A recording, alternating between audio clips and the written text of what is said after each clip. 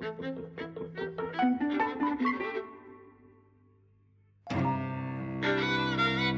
and welcome to Eavesdropping at the Movies. I'm Mike. And I'm Jose. And we've just been to see Disclosure Day, Steven Spielberg's new sci-fi thriller. I'd heard a lot that this was kind of some kind of unofficial, secretive sort of follow-up to Close Encounters. It's not in any story sense, but there's a spiritual connection. Close Encounters of the Third Kind was made back in the late 70s, mid-to-late 70s, came out in 1977. I'd never seen it before. And I watched that last night, kind of in preparation for this. Really? I'm so glad that I'd never seen it. I'm so glad that I did, because you can see, you can see these commonalities. You can also see how things have changed over the years. The worlds into which the films go are different, and that really informs them. So this is a film about a couple of characters who.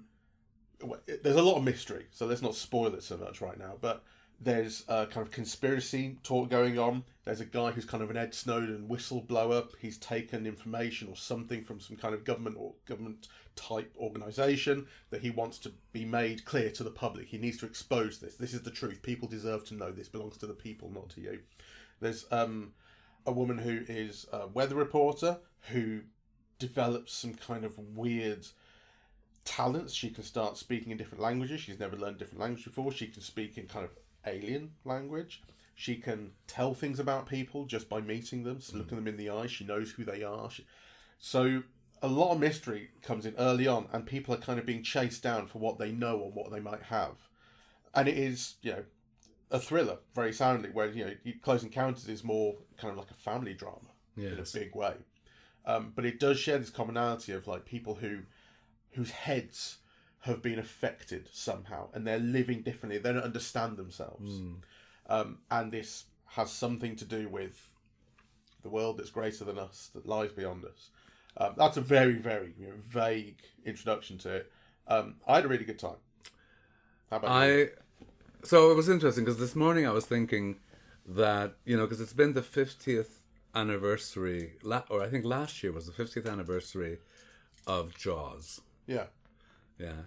And you think, my God, right? I mean, to have the 50th anniversary, I don't remember. The only films that I remember being reissued when I was a teenager would be things like Summertime or something like that, which, I realized was probably only like 25 or 30 years after it was first released. The only film that I remember being continuously re-released was Gone with the Wind.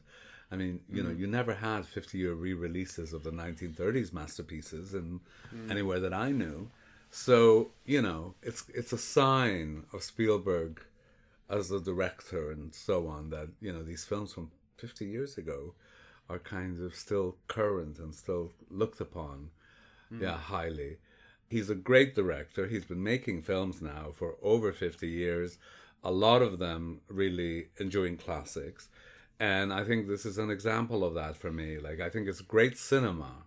Yeah, kind of there were shots and scenes and moments where you're just like almost gurgling with delight at what you're seeing. But I'm not sure it's a good movie. Right? Interesting. Yeah. And I think it has kind of...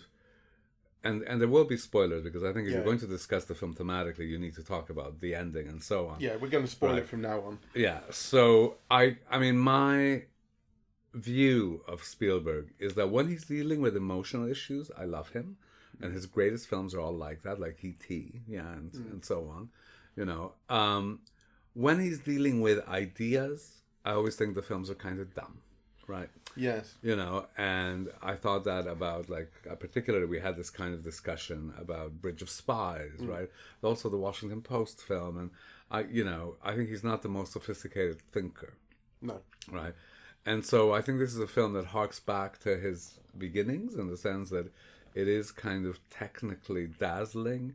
It features what he became known for, which is extraterrestrials and, kind of sci-fi elements. It has brilliant action, I think.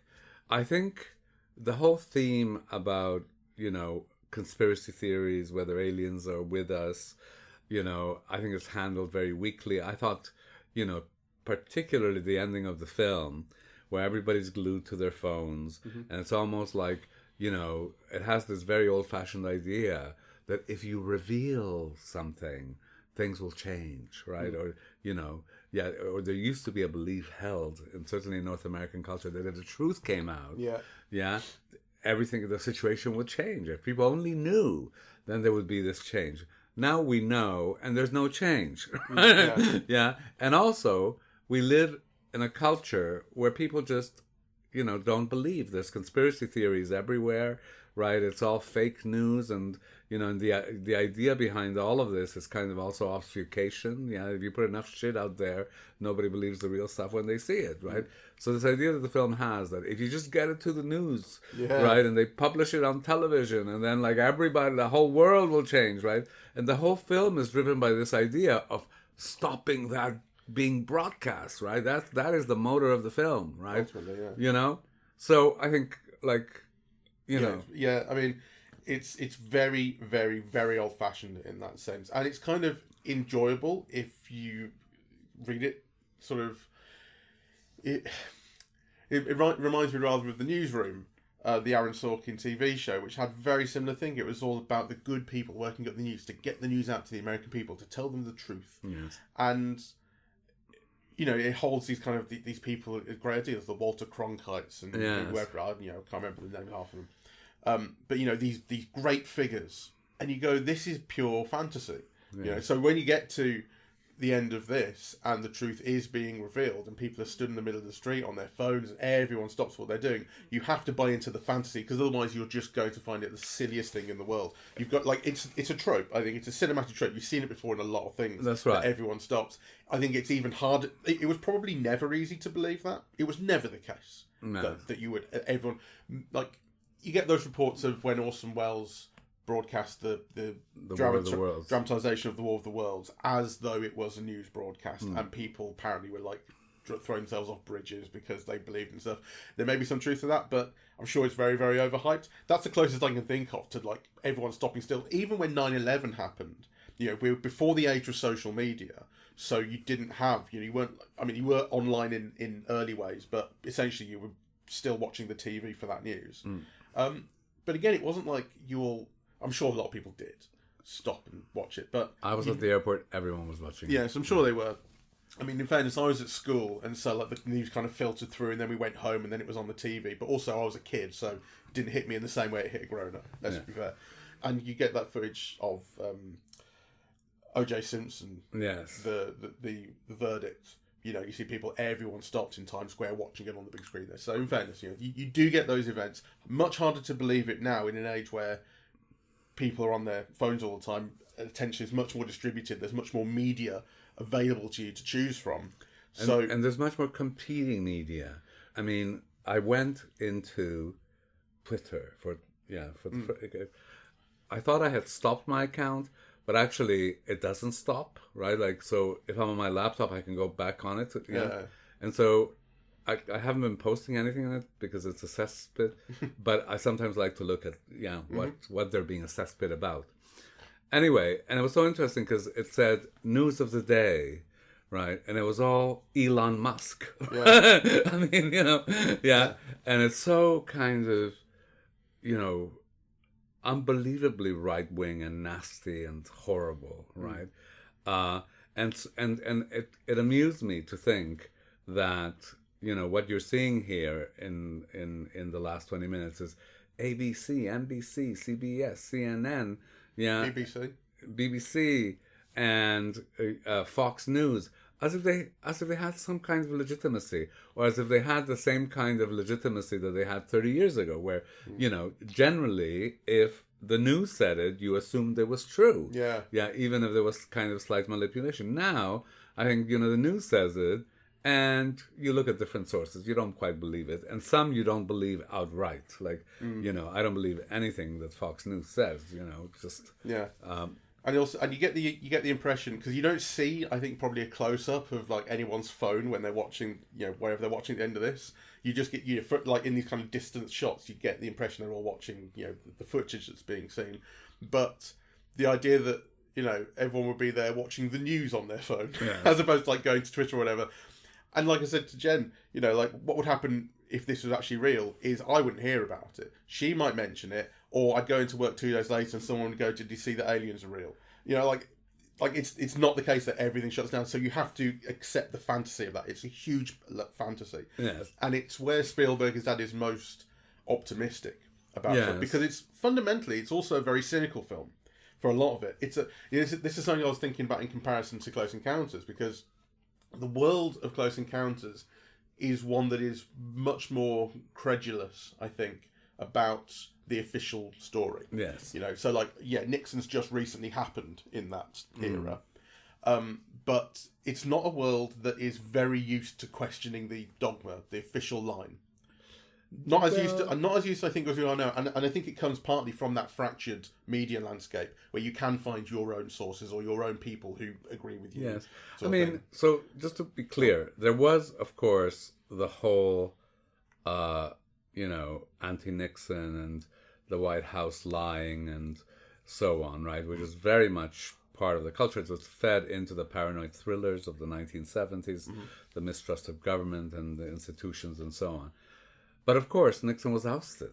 Yeah. So, by the time that Close Encounters came out, there was a kind of reestablishment of belief in those institutions, right? Certainly in that film is taken as a given. Yeah.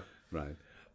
So I think what's an interesting contrast to me in these films is that, in his classic 70s, 80s sci-fi, or 80s sci-fi really, the locus is the family. Yeah. So everything is seen through the family, and indeed through the point of view of a child. And it's interesting that those things recur in this film as well.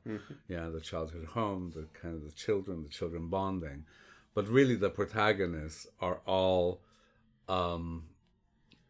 mixed up adults in kind of complex relationships. Complex or not established. I mean, these are not like 2.4 children families. Yeah, exactly. I mean, I was really dazzled by the film, and I had a really good time, right? And there were moments where, what Spielberg does so well, or one of the millions of things that he does so well, is evoke the sense of wonder. That helicopter shot with Josh O'Connor, right? When he's in the field and, the camera moves up and you see the crop circles, right? I thought, wow. Right, the kind of, so there. But the film never moved me. I didn't buy into it emotionally. I'm not sure kind of what was at stake emotionally, really. So I think a previous Spielberg would have given you something about, Emily Blunt's relationship with Wyatt Russell, or Josh O'Connor's relationship with his girlfriend, something that kind of kept you hoping and wishing and that gave you emotional release. And actually, I didn't think there was anything. In terms of relationships, I don't think so, but there are definitely emotional stakes when it comes to who the characters are and what they know about themselves, the experiences they had as children. And you get that central scene where they are able to, they look back on what happened to Emily Blunt as a child, which she's blocked out. She doesn't want to remember it. No. She really has to. And it's really central for her that she reconnects with that extraterrestrial experience that she had as a child. I must say I wasn't terribly moved. I could tell that Jen was. And there are definitely things, there were points, when they hold hands, I think it's at the start of that scene, when that scene begins, sort of starts to get moved, but the rest of it didn't quite do it for me. But I can see that that's where the film's aiming. That's the stakes that it's setting up. They're very, very personal to those characters. If it's aiming for that, for me it wasn't enough. I was not moved. I mean, I think for me, the main, what is dazzling about the film is really, all those elements of mise en scène. I mean, I love the set design, right? That newsroom, with thousands of screens and then of course all of those screens are kind of used narratively, as the film develops, so they're not just there for decoration; they have a kind of narrative purpose. I thought just seeing it was kind of dazzling. I thought, that shot which begins with in the hospital with Emily Blunt's eye, right? And then goes, I thought that was dazzling.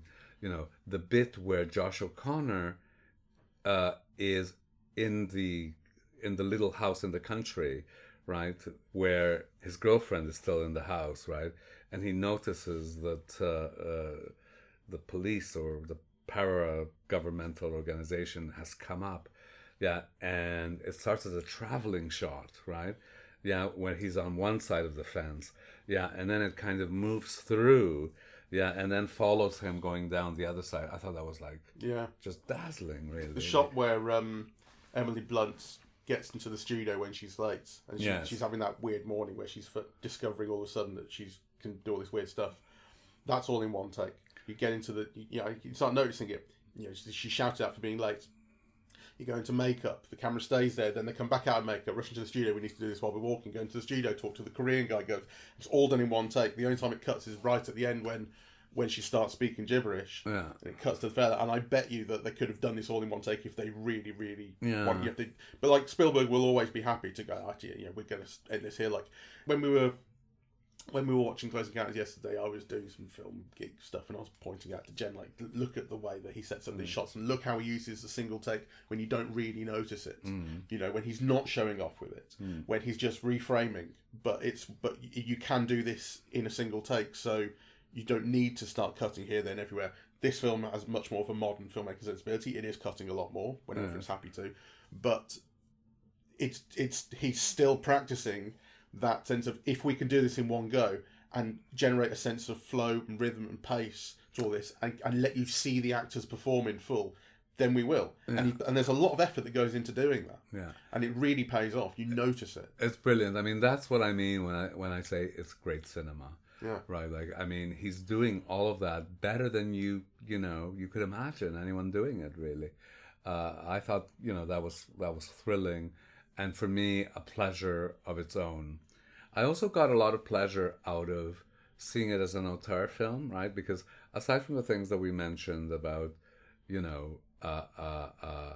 Close Encounters of the First Kind and E.T., there's also a harkening back to his first film, right? Because, I noticed when watching it that, isn't it interesting that at this moment in his career where he's almost 80, he's got, in his film, the son of the star of his first film. Because Wyatt Russell is Goldie Hawn's son. Oh, really? Yeah. Okay. Yeah, he's the son of Kurt Russell, Kurt Russell and Goldie Hawn. So there are obviously like there's a personal dimension, to this filming, as well as kind of, thematic kind of developments, right? Because, I mean, didn't Spielberg also do War of the Worlds, the Tom Cruise film? Yeah, 2005 was that? Yeah, so, this thing about, like, kind of apocalyptic worlds, or worlds on the edge of destruction, that something changes.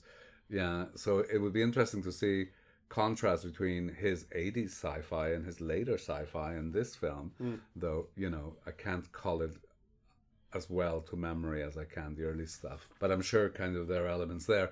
And one of the things that didn't really register with me, until the end, is that as this film begins, the world is meant to be on the verge of World War III. Yeah. Yeah. Which I didn't quite get until at the end you're saying, oh, well, like kind of, now that we find out that there are aliens here, that's kind of, put it close to that discussion of World War III on hold. Yeah, it's interesting. So I kind of noticed this, and Jen was pointing out just before that it's Surratt is doing the same thing, where in the background you've got a world that's tearing itself apart, and that sets the scene kind of thematically and emotionally for what's going on. I did think it was, I don't know, there was a lot of emphasis on it early on. You're supposed to really notice it, and it is on like news tickers and stuff. And you spend some time in the newsroom, and the audition that she gives for being an anchor mentions World War III type stuff. And I'm going like, is that supposed to just be fake, or is it actually a real thing she's giving? It was hard to tell. But then you get into the studio, there's a thing about Koreans. So something's going on. You can sort of tell. I knew something was going on. But then it kind of falls away, and it wasn't a sustained theme bubbling away that I think would have been better. The story kind of forgets about that. You do get kind of, I suppose you get the kind of you get a bit of chaos in that petrol station, and I suppose that must be related to this. Yeah. But again, hard to tell why people are exactly behaving the way they do, and maybe it's ultimately related to why only now she develops these abilities. She's visited by that bird, Sure. and abilities come up, and then it's all kicking off right now. Like maybe the aliens, it's connected somehow, but it doesn't make that connection for you, Well, and it's not clear. It seems like just a pure coincidence that as World War III is breaking out, she develops these abilities, and this whole part of the story takes place. I mean, these are questions that maybe a rewatch would answer, Maybe. and then you think, duh, how did I miss that, right? Yeah, but obviously we're just speaking out of our first experience watching it and going blind. Like, I hadn't read anything on the film. The one thing that I do want to mention, actually, about the degree of my blindness going into the film is that I noticed the poster very much. And one of the things that I found so fascinating about the poster was that it just mentioned Spielberg, right? So you think, like, Okay. isn't it an interesting moment that we live in that, there's a poster for this hugely budgeted film? I mean, yeah, I'm not sure how much it cost, but I'm sure it cost a lot, right? It's really evident.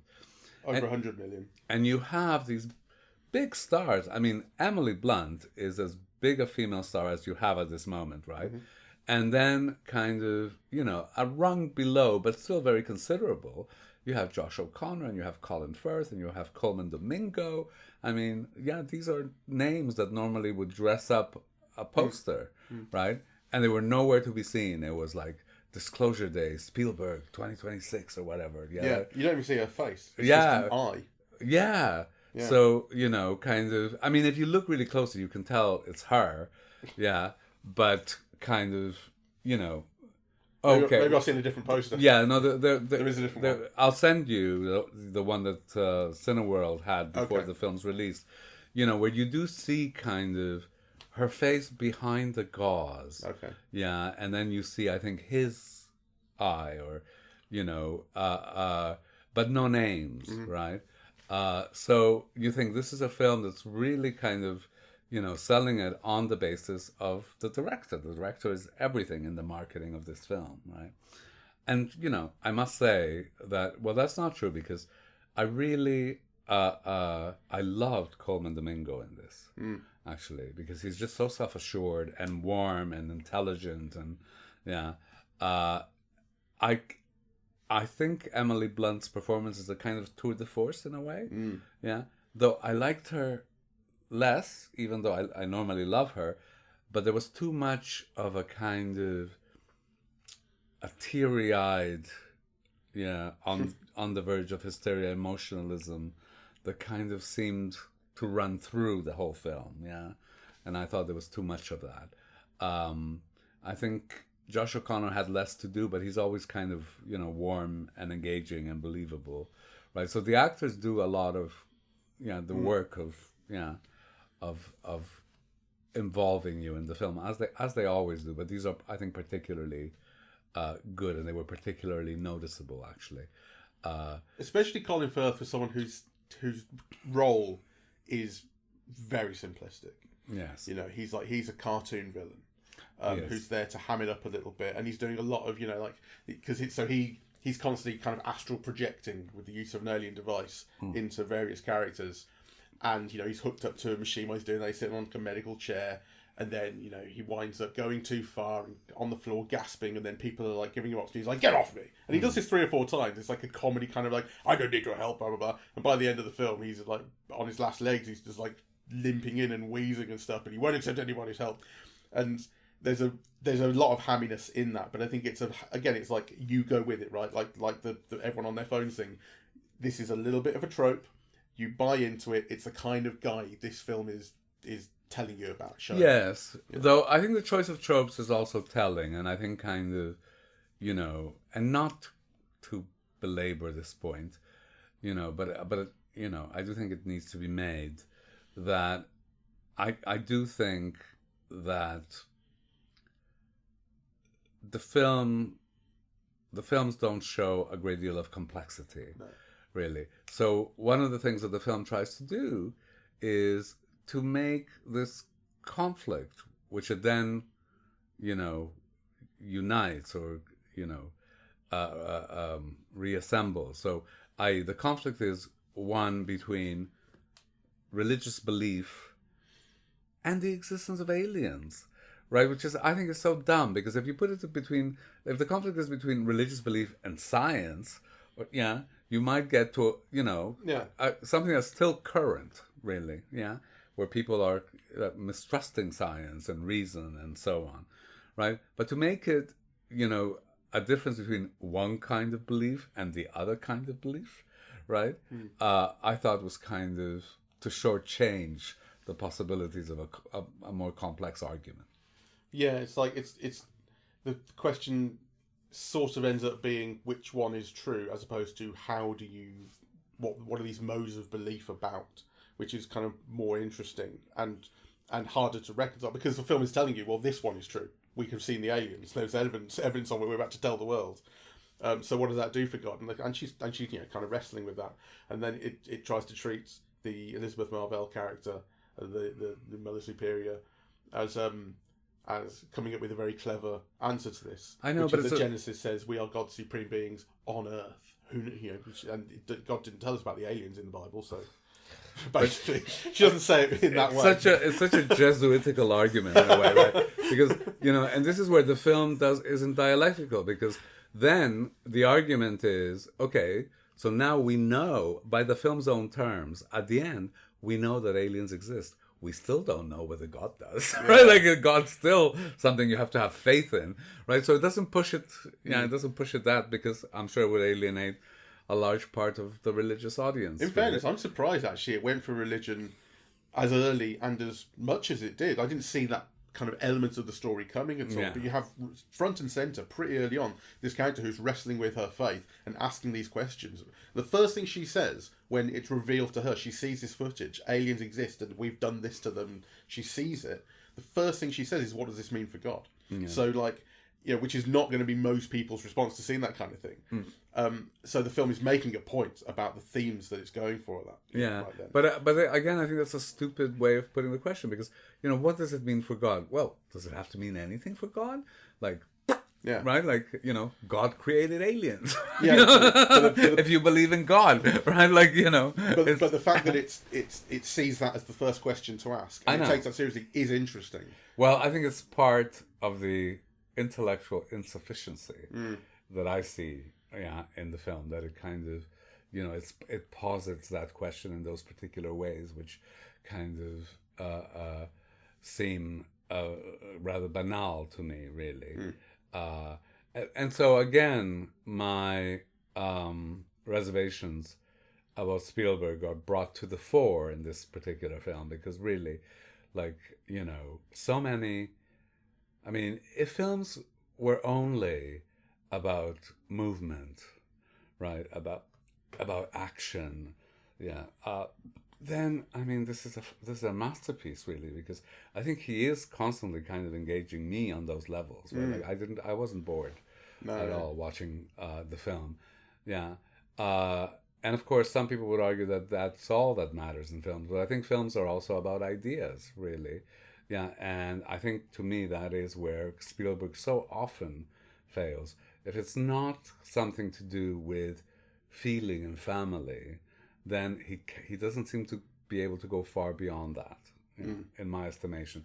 And this is kind of another example of that particular failing for me. The other thing he has is that kind of, as I say, very old-fashioned belief in humanity and America in particular. We talked about it in like Bridge of Spies and in The Post. America is great, and when even though people fail America sometimes, America is great, and it will outlast the people who corrupt it, sort of thing. He has that, and I'm sure that plays amazingly well in America. And to everyone else, we're going like, have you seen America? Exactly. but that's very Spielberg, and that's also really the way I feel when Spielberg and Hanks get together. He's like that with Tom Hanks a lot, and they have this kind of, I think we've talked about it before, like this kind of comforting thing you get where, they're telling their story the way they know how, but it's still comfort food, it's platitudinous, that sort of thing. Well, and he has that going on here with the truth will out, and that will, and the way the film ends with the reveal of that one particular alien that they've like the kind of lab monkey that they've managed to rescue type of thing. and they listen to him and then reveal his message to the world, and the message just begins, listen, and then it ends, and like that is the most important thing, is listening, is communication, and you go in. For one thing, I sort of don't believe the alien would say that. Like, after all this alien has been through, is that the first thing he's going to say? I have a message for you. It's going to be like, I'm going to fucking kill you all. Like you've done. No. But, I mean, actually, that made complete sense to me because, the film's main through point is about empathy. Yeah. Right. So if it's about empathy, then of course you have to begin by listening. Yeah, absolutely. Not just hearing. Thematically, it adds up. This is what Spielberg is going for, and again, it's like if you want to like it, you have to buy into this type of story that he's telling. It's a type of story, and it's something that you're either on the train with him or you're not, sort of thing. But it's also easy to be cynical about it and go, "Well, this is just nonsense, though, right? It's just optimistic humanitarian rubbish that is hard to buy into." Well, I don't know. I mean, I buy into it, but it is true that the film could have done a better job about showing the lack of empathy, right? So I think, for example, the relationship between Emily Blunt and Wyatt Russell, like it could have been much more not hearing each other or not understanding. I mean, he is quite an understanding boyfriend, I think, right? The same with Josh O'Connor's relationship with the former novice.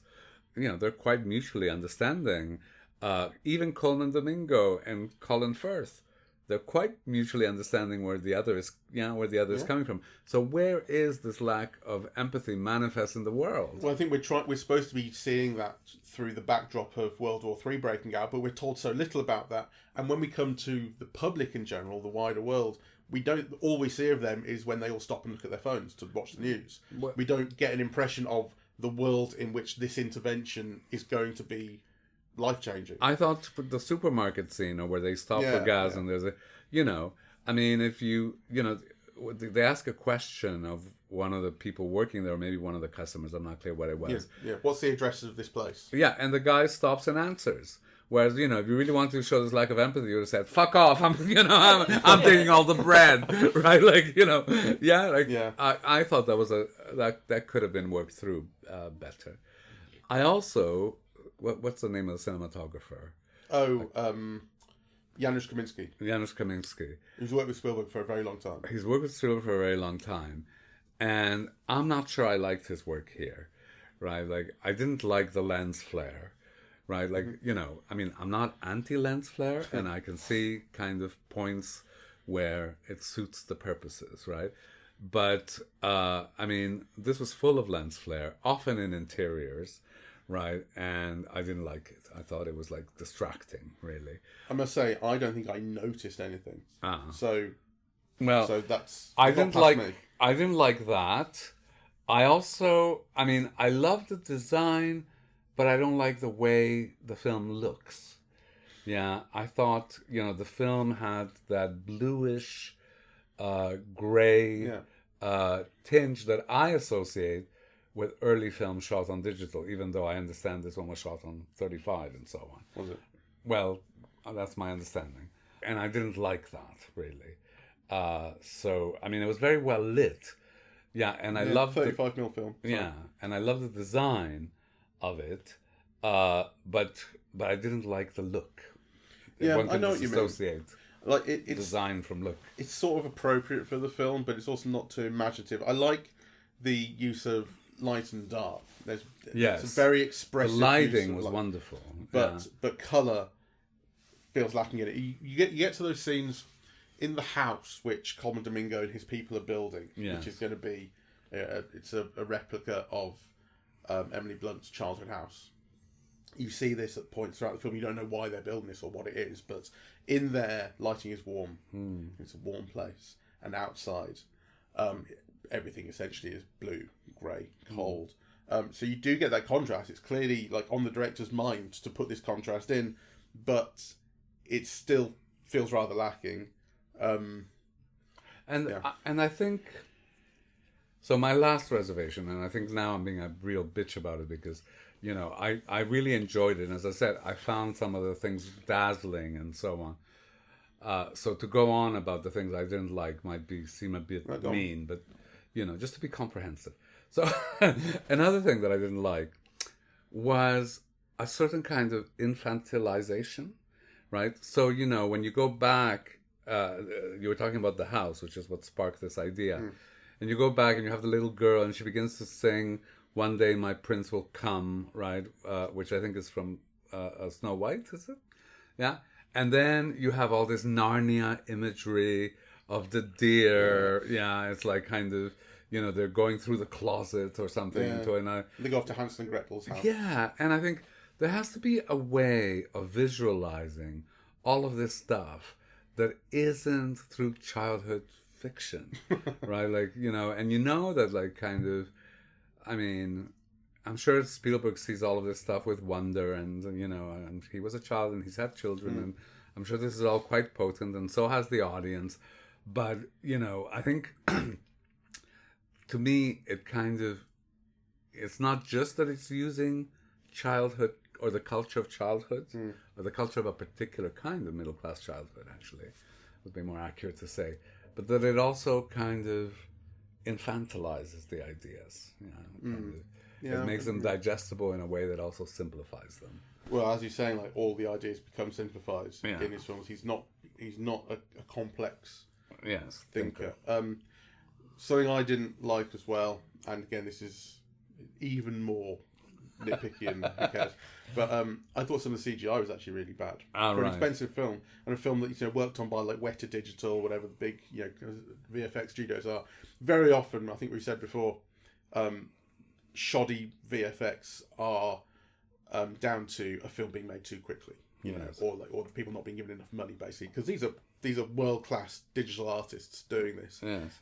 But it doesn't work out, a lot of it. I think the animals look really fake. They do. The cartoony. The bit with the car under the train, which should have been so exciting. I found it exciting. I mean, it was pretty exciting. I'll be fair. But the car looked super fake, and I'm just going. I'm just not buying. And there'll be lots of stuff in this film which completely got past me. Like I'm thinking that shot you mentioned where Josh O'Connor's in the field and he's running by the fence. Right, the camera's swooping round, and it's on the camera's on one side of the fence at the start, and comes round the fence to the other. And I'm watching the camera do this. I'm paying attention to it. And I'm thinking, right, the camera, they've moved it around the end of the fence. But then as you go to the other side, you see that wasn't the end of the fence. And actually, it's gone through where a beam should have been. And that's, I'm sure, the way they did this is pretty normal stuff, is that beam was never there. And it was just put in digitally afterwards. And it's just a beam of wood that is in the dark. You don't notice it. It's like very easy to, but it's just those simple little uses of CGI that just build the reality of a scene. And it's things like the sky being changed, or like buildings in the distance having different signage on, all that kind of stuff. That's like 90% of what CGI often is in a big film. It's just changing this stuff that you never even think about. But the stuff that you notice is those foxes, is those deers, and the car, and you go, this is just really ruining this for me. Which is a pity, because I thought that the film was also, so we talk about old-fashioned in a negative sense, but I want to underline old-fashioned in a positive sense, which is, where you have like these wide shots where tons of stuff happening in the background, and you have like these sets that are peopled by all kinds of people, the newsroom. You have these compositions that are more than just like two people in a shot, right?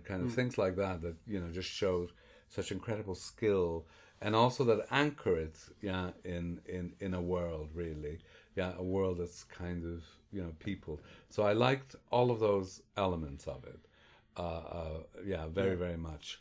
So, although again, this is to contrast this to Close Encounters again, which we just watched last night.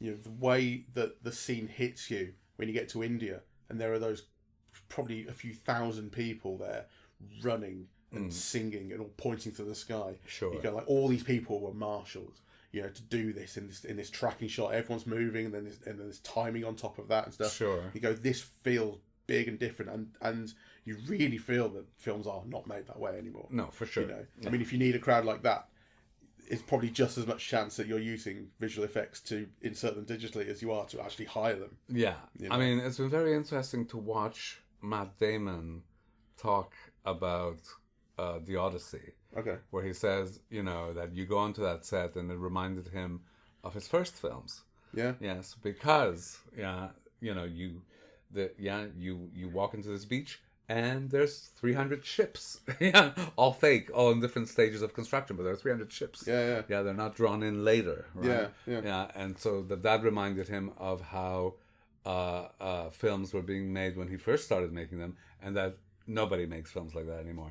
And I would agree that probably this isn't made like that either. No, I would imagine not. But yeah. I mean, you also get those stories of Ian McKellen crying on the set of Lord of the Rings because all he was doing was just sitting against a green screen talking to tennis balls because he's supposed to be like 2 times the size of the hobbits and everything, and he's just going like, this isn't acting, you know, this isn't what I got into this for, you know, like, yeah, I use my imagination, I'm play acting, but I want to play it with other people, with a thing in my hand, with a table I'm sitting at. Well, boo-hoo, give your paycheck back. Well, yeah, but still. I mean, really. No, but that's what you do this for. It's hard you can't generate that relationship, you know, and it does make films worse when you don't. Well, I think CGI for me definitely does. It's hard to get. I mean, obviously with films it was always fake. Yeah. But there are different kinds of fake, and I do think, for example, in a lot of action sequences, I find it very hard to get excited because you just know it's CGI, and like they could break 35 bones and it actually hasn't affected anything, right? You know, whereas this idea that there was something at risk in those actions, or the capabilities of the human body to create those actions, or I mean, that was always part of the thrill, really. I know, it feels like a very old man complaint because there's also lots of CGI heavy films that I really like that are really exciting, that do this very successfully. But, you know, we I'm sure we talked about this like when we talked about Mission Impossible, for instance. Yes. You know, seeing Tom Cruise hanging off that plane, yes, has a higher level of excitement about it. Yes, it does. Than if you knew, oh, well, they did this in the computer. It changes things. It does change your experience. It does, and it's now visible to the audience. Like, I would say probably not in all instances, I'm sure. You know, kind of my eye's not that keen. But actually, in quite a lot of instances, you can tell it's CGI. And as soon as you can tell, you lose belief or faith or involvement. Did you see the Blue Origin rocket explode the other week? They did some tests and it just exploded on the launch pad. And you've got to watch it because, you know, you look at any explosion in a film basically, and one that's been digitally created especially, but even those that have been filmed, to be honest, this thing just looked unbelievable. Like, visual effects people will be studying this, going, how can we make it look like that? Like, a real explosion looks like nothing else. Right. You know, and fire, especially in films, looks really fake a lot of the time. Yes. And even in, you know, when we saw, look at this fucking fireball. It was unbelievable. I'll show you in motion in a minute. It's amazing. Huh. Yeah, and all I'm saying is like, what I want to see a lot of the time in film is like something that I haven't seen before. You know, I've got the opportunity to see something now, yes. and you've got the opportunity on a big film set with loads of people involved to go, I'm going to make a massive fucking explosion or whatever. Or I'm going to crash a car into a such and such. And when you go, okay, well, we'll do this in the computer, you lose that sense of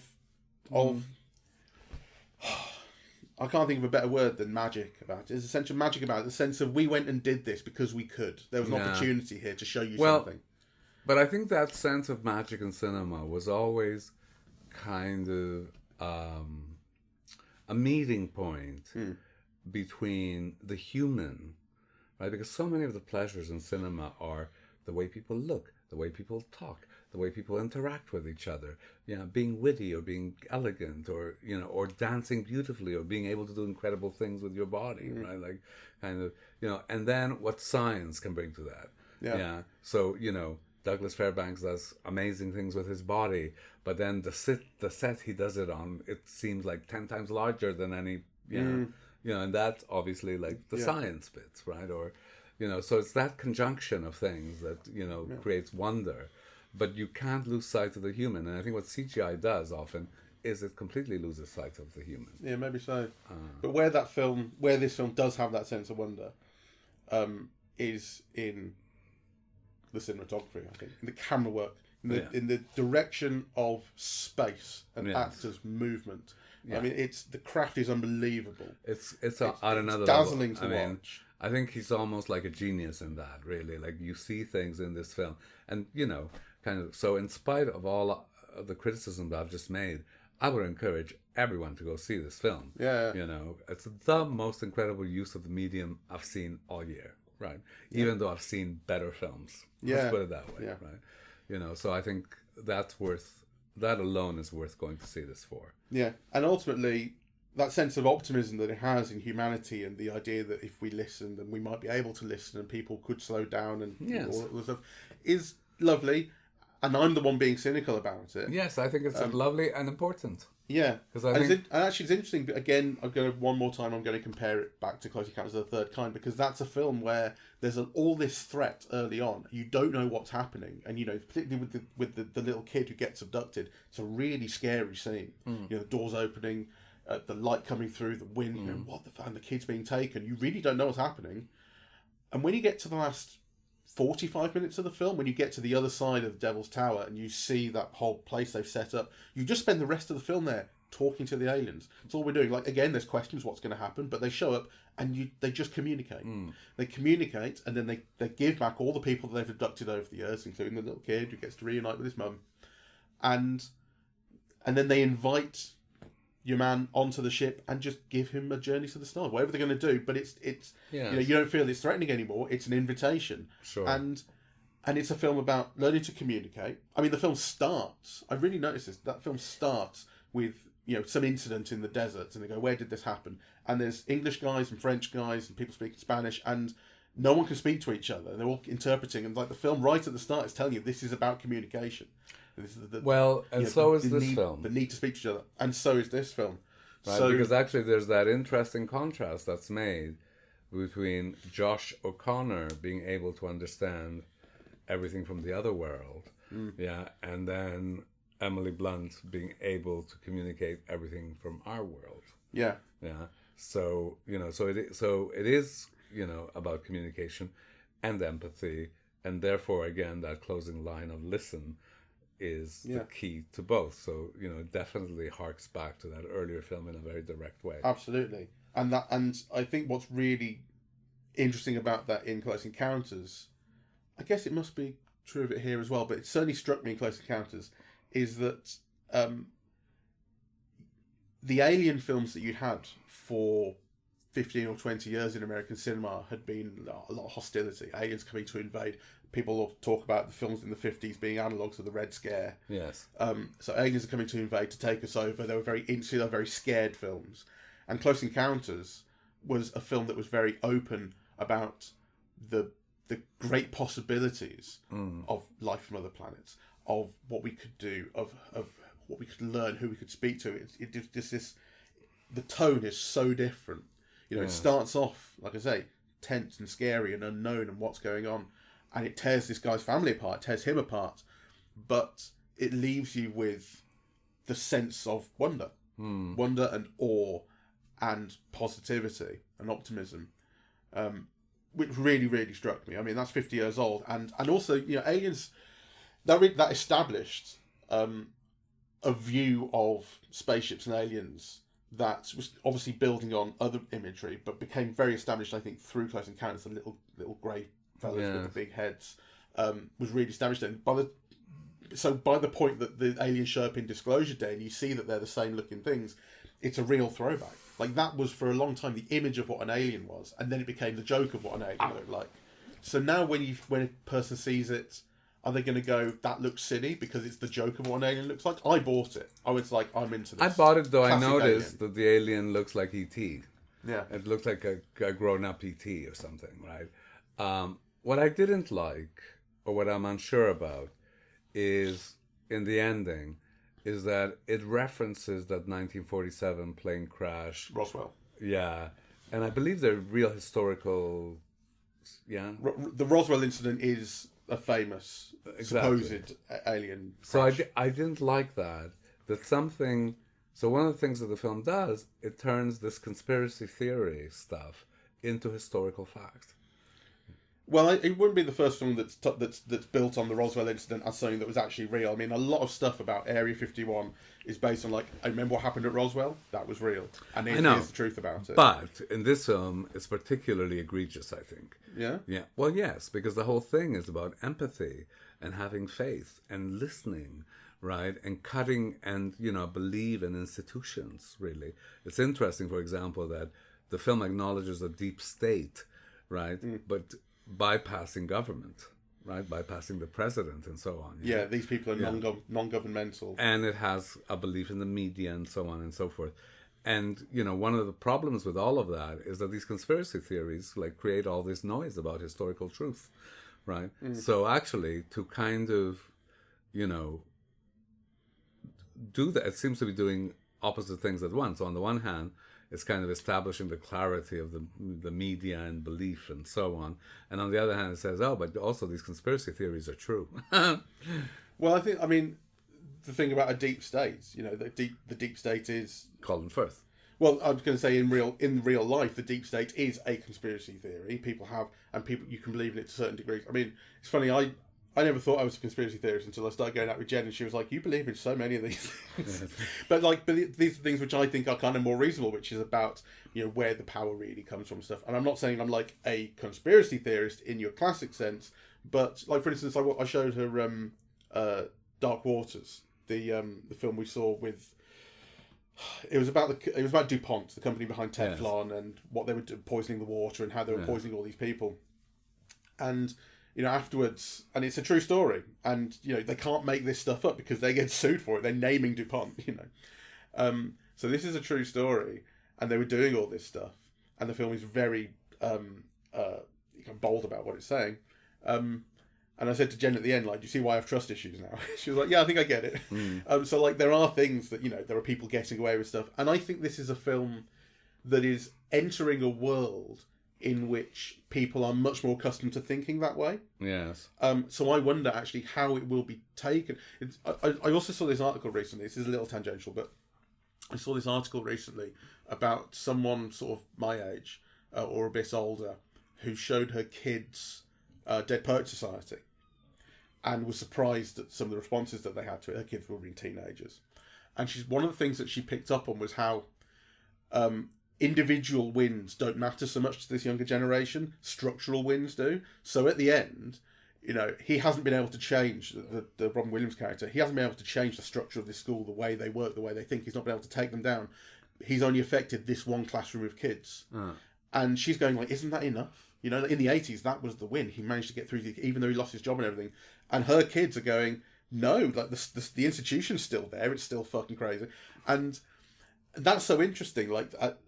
I never thought about that, but it so occurs to me as a way that we are being taught to think now, and it's a reasonable way to be taught to think. I'm not saying it's like nuts and the kids are wrong, and I wonder whether there is like a generational divide that will also affect the way things are seen in this film. That the ways in which people behave, the ways in which we think about institutions, are different to kids than they are to adults.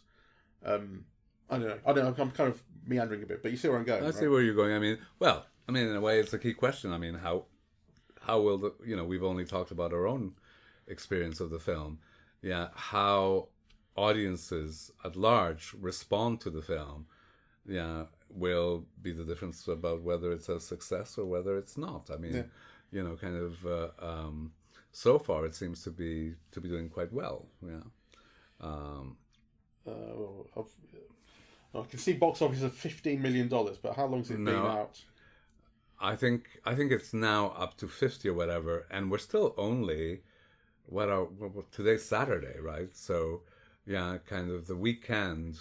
So there's still all the Saturday, Sunday. This is its opening weekend, so it's had like a premiere sort of last week, but that's tiny little. Your Leicester Theatre, Leicester Square and stuff. So I think it'll be a big hit, though what kind of a hit it is will depend on how younger audiences respond to it, for sure. Yeah, so, and like I say, that's interesting to me. I sort of think that my generation is probably the last one that was really brought up on the idea that aliens were a weird idea. I think generations younger than us have been brought up in a world in which it is taken more seriously that there is life on other planets. And, so it used to be kind of a question, do you believe in life on other planets? And now the question is not that. The question is, can we communicate with it, let's say? But everyone kind of accepts that, there's probably life out there. Sure. So the idea that the film is revealing that life from other worlds exists strikes me as an outdated thing for the film to be revealing to the world in a way. Obviously, the truth of it has never been revealed. So, there is that, but just the idea that we finally established the truth that life comes from other places, other planets, is much less of an impactful reveal than it would have been 50 years ago. Yeah, when it was closely true, though. I mean, I think the film, to me, that's not a major thing in the film. I mean, I think the film gives much more attention to the government trying to repress that fact coming out than to establishing the fact. Yeah. So... Yeah, I'm just sort of trying to think around how kids will see that, because will kids see that? You really feel that sense of, oh my God, they're really real and what's going on in Close Encounters. You feel that you kind of put yourself in the shoes of people at the time to some degree, I suppose. And here, I wonder where the kids will be going. Why is this so interesting? Well, we'll soon find out. I mean, there's no way for us to tell at the moment. So. No. Full of English actors, one last thing, which I wonder whether you would have an issue with. She's English, Josh O'Connor's English. Everyone except Coleman Domingo's English. I think it's a real problem with American cinema. English and Irish. And actually, I do think that part of the reason why cinema might have lost its centrality in American culture is because of this, right? It's not the case with Netflix or, the series made for television, all often star, mainly American actors. But there's something about film. I was thinking about it in relation to seeing Tooner, right? And seeing Leo Woodall, right? And just thinking, all the new generation of stars, they're all British. Yeah, Leo Woodall, Tom Holland. Yeah, I mean, the whole gamut of all of these new, Josh O'Connor, right? There's a whole generation of kind of these Timothy Chalamet seems to be the only American one, right, of that generation. So, and of the men at least. I mean, there's also Zendaya, Sydney Sweeney. There are a few. Well, yes. But, yeah.